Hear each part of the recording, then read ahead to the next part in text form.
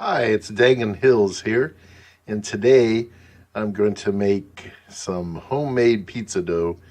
In fact, I'm actually going to make a pizza, but we have to first start with the dough. So let's go for it. Now I have all my ingredients here. I have sugar, some active dry yeast, some olive oil, some salt, flour. You're going to need water. I use an old-fashioned sifter like Granny used to use, but they come in really handy.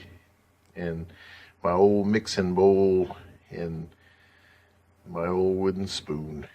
So let's start with proofing the yeast. Okay, now I add the dry yeast into some hot water. You want it to be around 105 Fahrenheit. To help activate it. I put like a teaspoon of sugar in there as well because it seems to help it. But you stir it. You have to let it do its thing for a while. So I'll stir this up and let it, when it gets nice and foamy and frothy, then it's time to start in on the rest. We're back now and the yeast is foamy and ready to go.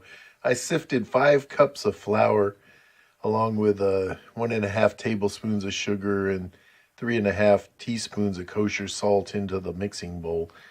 Next, we're going to add the yeast and water. Throw it on in. Lovingly throw it on in, my darlings. No. Actually, I just throw it in.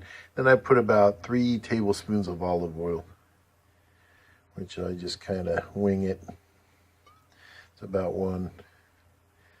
That's about 2. Justin Wilson, the Cajun chef, used to do that with hot sauce. Like, that's about right. But it's not like an exact science. So now we're going to do some mixing. What I'm going to do is mix it. When it starts to form and kind of come together, then I let it rest because it helps all the liquid absorb and it makes the dough better. And so I'll be back in a second. I'm going to mix this. Okay, now we're back and it's kind of starting to form. Now you're supposed to let it rest just to absorb everything. If it's a little too dry, you can add a little bit more olive oil if you like, or water to try to help make it a little moister.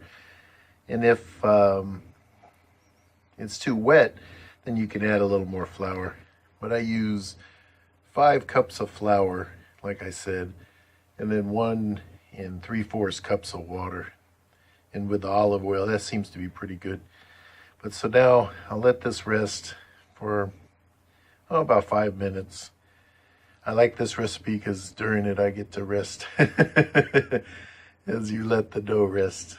But I'm kind of lazy. But so I'll be back in a second. Okay, so now it's pretty much in a ball. What I do now is just leave it alone for a couple hours.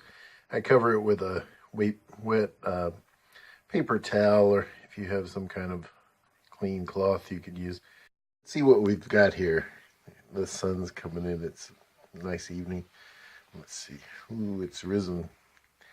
So now what I do is I cut it in half and put it in baggies. I kind of pound them down. It looks like the moon and the sun because the way the light's coming in. But I pound them down and put a little bit of flour so they don't stick. They're all ready to go in the baggies.